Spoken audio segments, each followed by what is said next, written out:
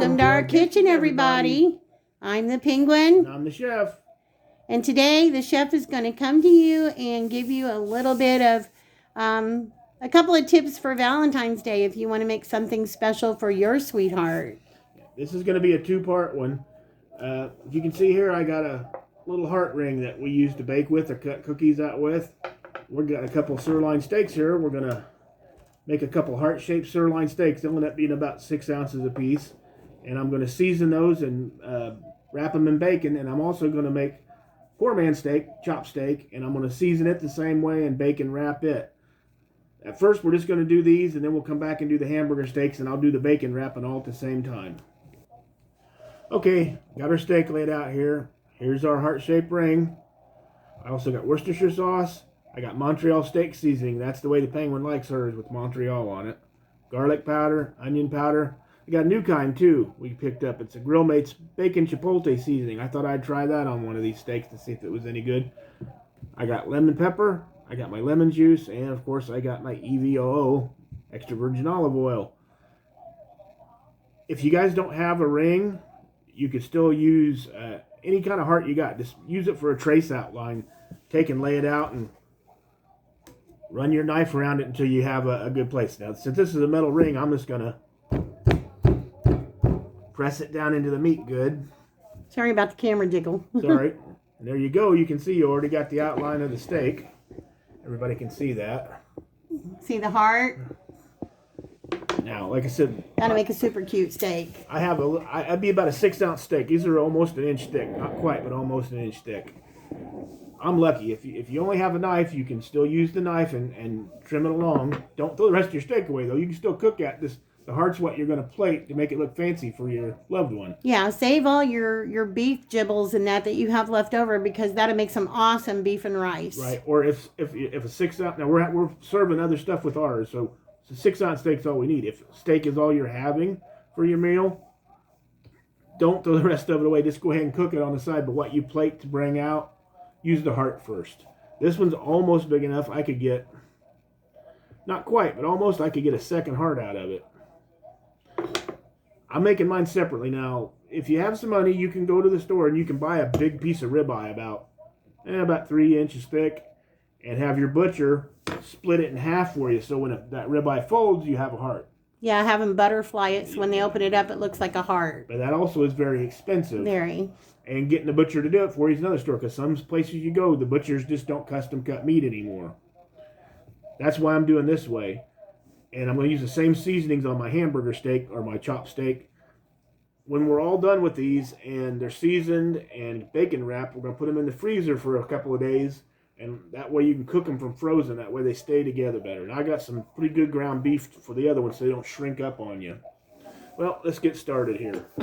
You can see the outline stayed. I have kitchen shears that we use. I don't know if you guys have any. Like I said, you can use a knife.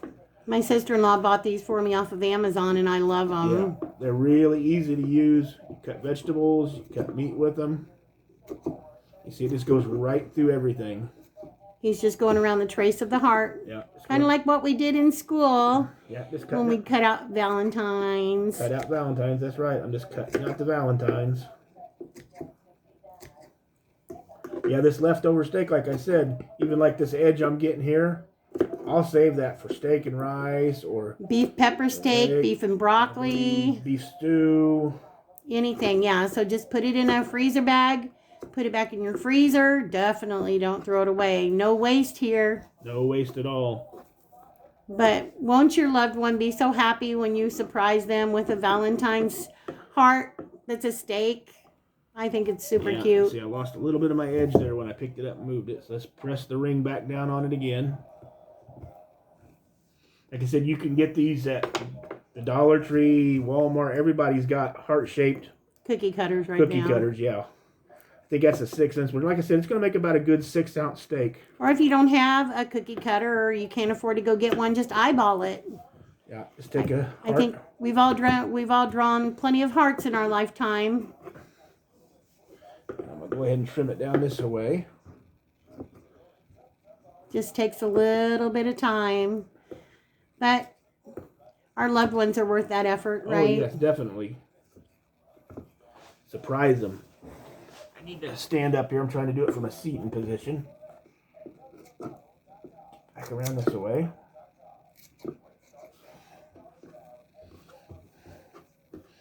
You see our heart starting to shape up here.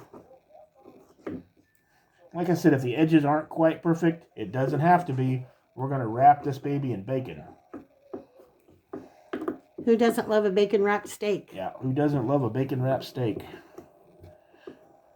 Even Pootie's over here growling. Speaking of which, ladies, I think that he has a surprise too. Don't you, Pootie do? You got a surprise, Pood? He has a surprise coming up for Valentine's Day. You know he's a ladies man. He sure loves them new ball balls we got him. Yes, he does.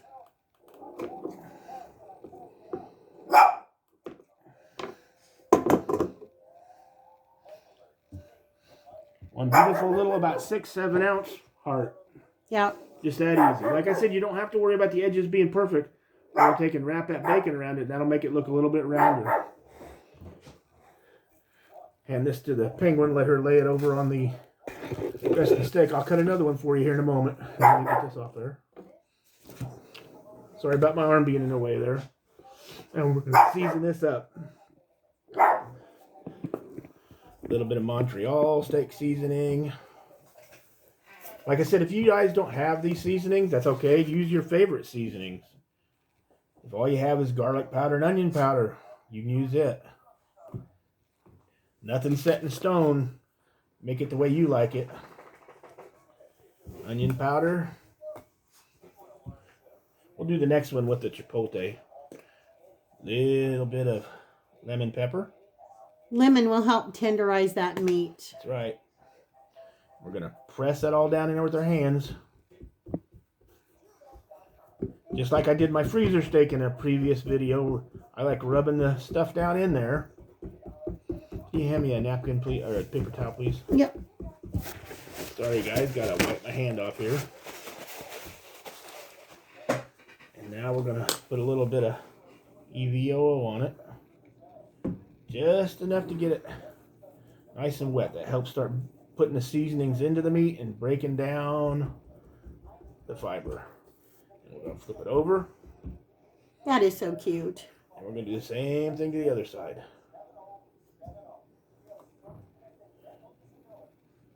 Garlic, onion, a little bit of Montreal, a little bit of lemon pepper. We're going to work it down into our meat.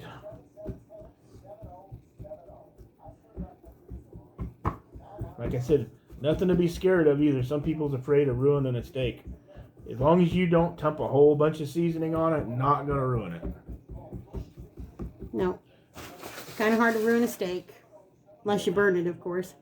But for me, if I eat a steak, I like them close to being burnt. Yeah, that's the one drawback to buying the ribeyes that are butterflied like that. You basically have to cook the whole thing one way. Whereas if you do the steaks this way, I like mine medium rare. The penguin likes hers well done. So I'll start hers about 4 or 5 minutes before mine. That way that we both get what we want. Well, there's our first steak. Let me step away for a second. Okay, I had to step away and get my quart size Ziploc bag. I'm going to lay my steak right down inside there. Wipe my hand off again. And we're just going to take a little bit of Worcestershire sauce and sprinkle some on this side. Probably about a tablespoon's worth. And then shake up my lemon juice here. Just a drizzle on this side. Just a splash of lemon juice. Yeah, just a splash. And then I'm going to press that down inside the bag. And you can do these ahead of time, so all you got to do is take them out on Valentine's Day and cook them. Yeah, that's the easiest way to do it. They cook better frozen anyway. It's going to shrink less on you. It'll keep more of its shape. And it'll cook better.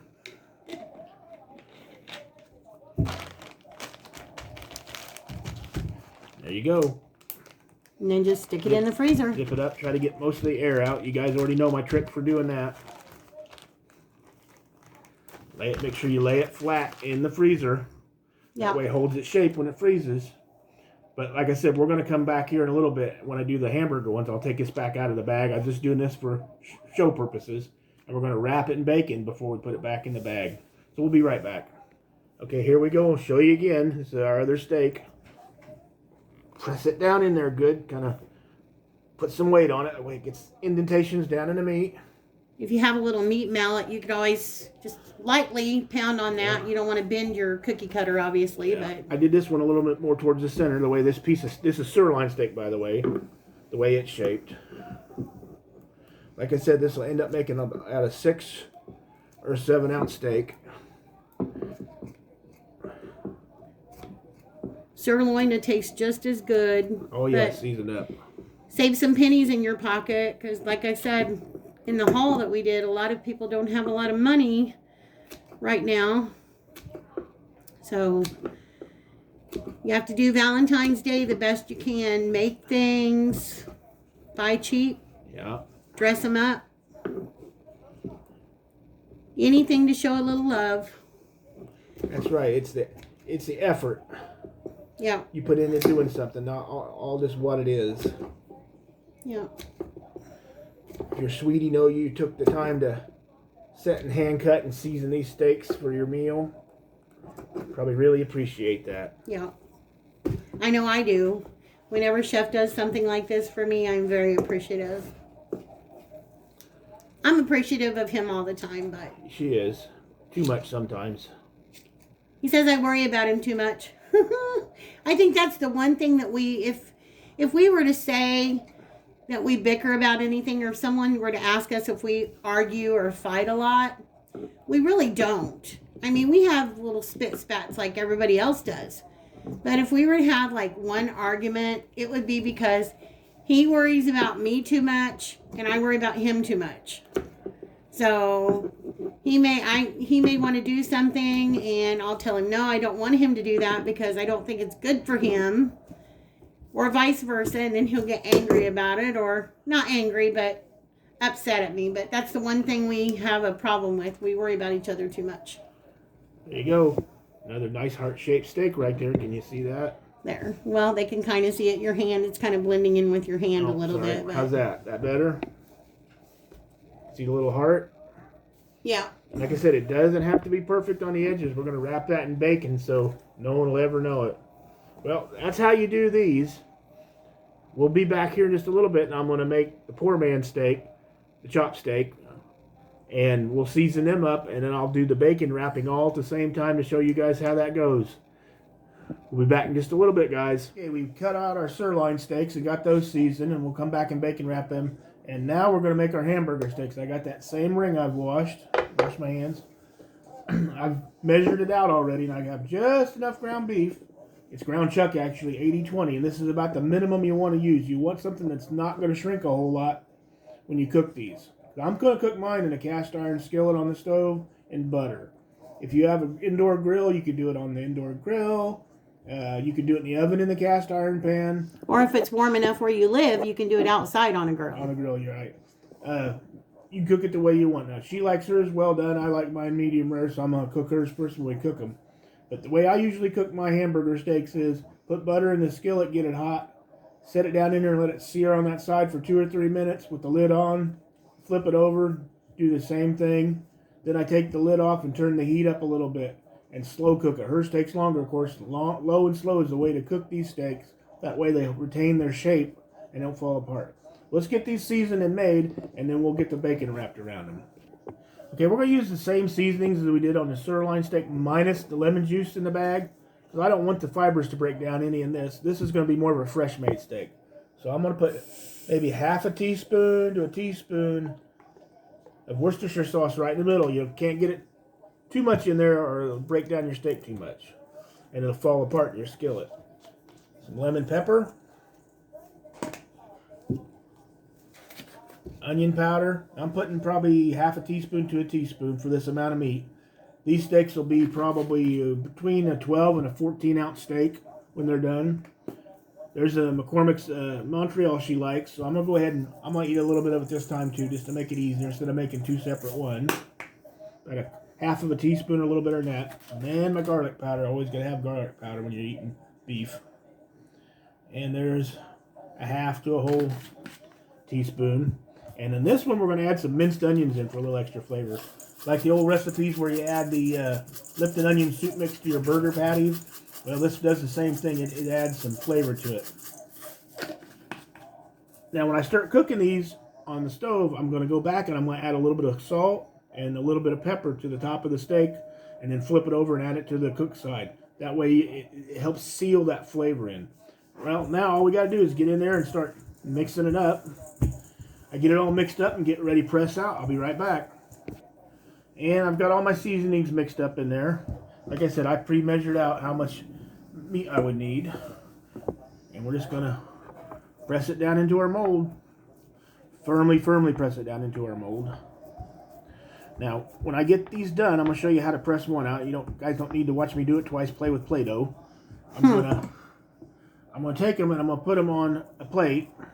And I'm going to stick them in my refrigerator or freezer, if you want, for about 10 or 15 minutes.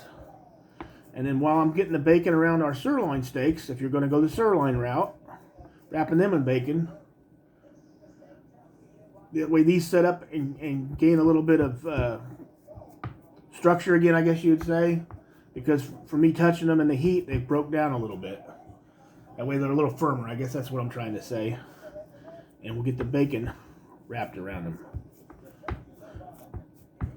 If you see any little low spots around the edges, of course you want to try to fill them in, because it is hamburger. No matter what you do, it's going to shrink one way or the other just a little bit. Like I said, I use really good ground chuck 80-20. So hopefully it doesn't shrink too much. One little spot right there. One little spot on this side I can't see, okay. Because it's facing you, that's why you can't see it. That's why. How's that? Yep, that's good. And then we're going to gently try to lift our ring off, which should work pretty good. Voila. One heart-shaped hamburger steak. Isn't that cute? So let me get the other one made. I'll get these on a plate and get them to chill, and we'll be back to put our sirloin on. Okay, there, I got them both made and on a plate. I'm going to get them in the refrigerator and let them set for about 10 or 15 minutes while I'm putting the bacon on the other steaks. All right, here's my steak I got out from earlier, and I'm going to wrap it in bacon. I'm going to go to the point. I'm kind of going to tuck it as I go like this around, and I'm stretching that bacon as I'm going. These are full-size pieces of bacon, so one piece will probably just about do it. Yeah, one piece is just about perfect for that. And I got me a few toothpicks here to hold it in place. So of course the first thing we're going to do is put the two pieces together. Leave that toothpick hanging out so you can tell where it's at. And I'd say probably one right in here and another one right in here. And that should hold that bacon in place while that steak's cooking. Now, a lot of places I've went, they cook the steak just on either side. And that's fine. You can do it that way. But I don't like my bacon being too chewy when I cook it.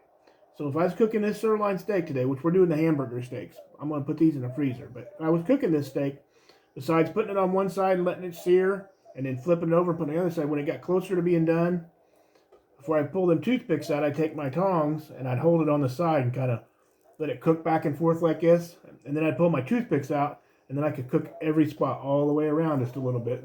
That way this center piece of bacon would get done enough for you instead of being chewy. But that's how you wrap up one of these. We'll be back in a minute and I'll show you how to wrap one of the hamburger steaks. Alright, now we're back with our chop steaks, and we already know, since they're the same size as the sirloins, that one piece of bacon stretched out just a little bit should make it around.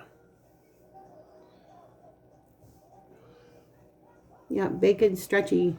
Yeah, bacon's a little stretchy when it starts getting a little on the warm side. It stretches out. And there we go. We got the bacon wrapped around there. You want to try to keep it even around the edges. And we're going to do the same thing with our toothpicks. I'm going to take one and come up here to the point, and you want to hold down on this. Stick the toothpick in a little farther than I did on the sirloin too. Don't want to leave too much sticking out. One there. one there. And then I'm going to do the same thing. I'm going to cook these. I'm going to use a regular skillet on these instead of an iron skillet since they're chopsteak.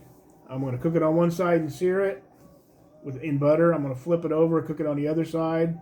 When it gets cooked pretty much done, I'm going to pull my toothpicks out and then I'm going to roll it around on the edges a little bit, stand it up on end like so, and to make sure the bacon's all the way done.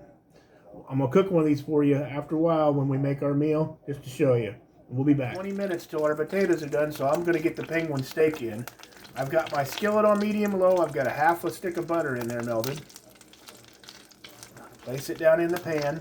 And I'm going to do it just like I do any hamburger I'm cooking. I always take a little bit of garlic powder and onion powder, just lightly sprinkle it. I know we season the inside, but we're going to add a little more flavor to it.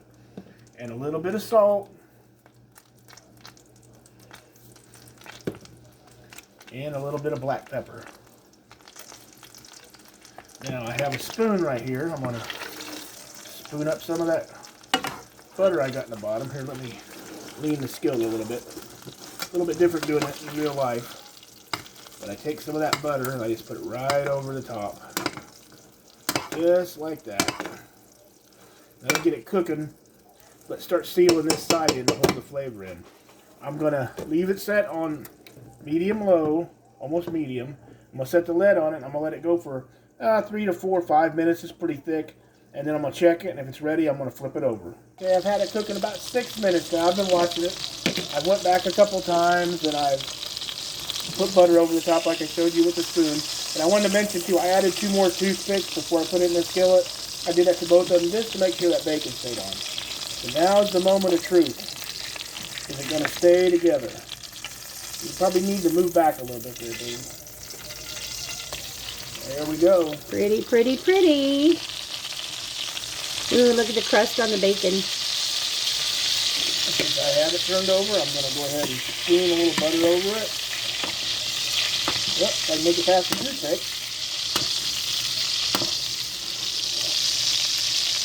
I'm going to go back to this side, and I'm going to have my little bit of garlic powder, a little bit of onion powder, a little bit of black pepper, and just a little bit of salt. Now we're going to give this about the same amount of time, about 5 or 6 minutes with the lid on this side, and every couple minutes I'm going to come back and I'm going to spoon more butter over it, and then we're going to leave the lid off and let it finish cooking. I'll be back. Okay, I've flipped it back over again. We're at the point where we're going to leave the lid off now. It's been about 12 minutes. I'm going to let it cook on each side for about 2 minutes, and then I'm going to pull those toothpicks out. And I'm going to get a pair of tongs, and I'm going to start standing it up on the edge so that bacon cooks around. You can see that bacon is still kind of got a white look to it.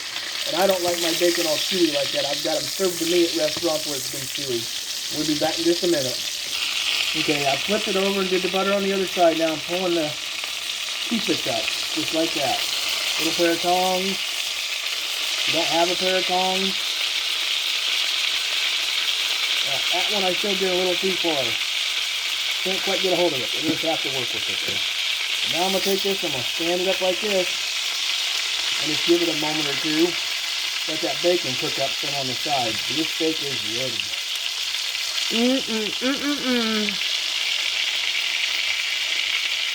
I don't know about y'all, but my mouth's watering.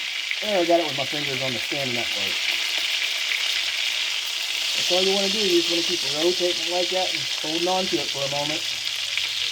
Letting that bacon cook around. You see how the bacon's starting to get color to it now. Not just be that white. I hate when they send you that white chewy bacon. I like my bacon for breakfast a little undercooked, but not on a chopped steak.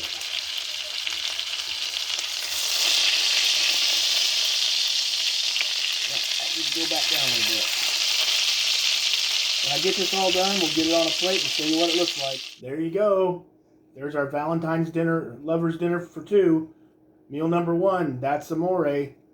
2 chopped steaks, ringed in bacon, seasoned potato wedges, and I made some Texas toast with garlic butter and onion powder and stuff in it. And in an upcoming video, you'll see I use that same little heart ring that I did these with to make some other kind of bread for some bruschetta. And we have some sour cream with ketchup and hot sauce in it to dip our potato wedges in. It really smells good. I'm ready to dig in because we haven't eaten today. So, Isn't this just so cute? Isn't this just a cheap, easy meal for two? Just to show your love on Valentine's Day. But it really tastes good too because I've seasoned hamburger steaks this way before and they put a lot of flavor into them. And that way it's not just a hamburger. It's more like a steak. Who wouldn't want a heart-shaped, bacon-wrapped beef steak, some nice seasoned potato wedges, and some cute little garlic toast to go along with it that's heart-shaped? Just like going out to the restaurant. That's what they serve you, just like this. Okay, guys, well, by the time you see this, you will have seen our bruschetta video, which we will be showcasing the bruschetta tomorrow in a video tomorrow. And the recipe for the potato wedges, the chef's steaks, and we'll be having dessert to come after this one. Plus, we'll also have a main meal tomorrow. Yeah, so if you guys want to follow along, we're trying to give you enough time to make it to the store to get anything you don't have if you want to cook what we're having. So forgive us for being a little out of place and kind of cattywampus. We're just trying to get these done before Valentine's Day is here. Yeah, that way you guys got time to use our ideas if you don't have your own ideas already. All right, guys. Well, we will see you in the next videos tomorrow. From our kitchen to yours, happy Valentine's. Happy Valentine's Day, guys. Bye.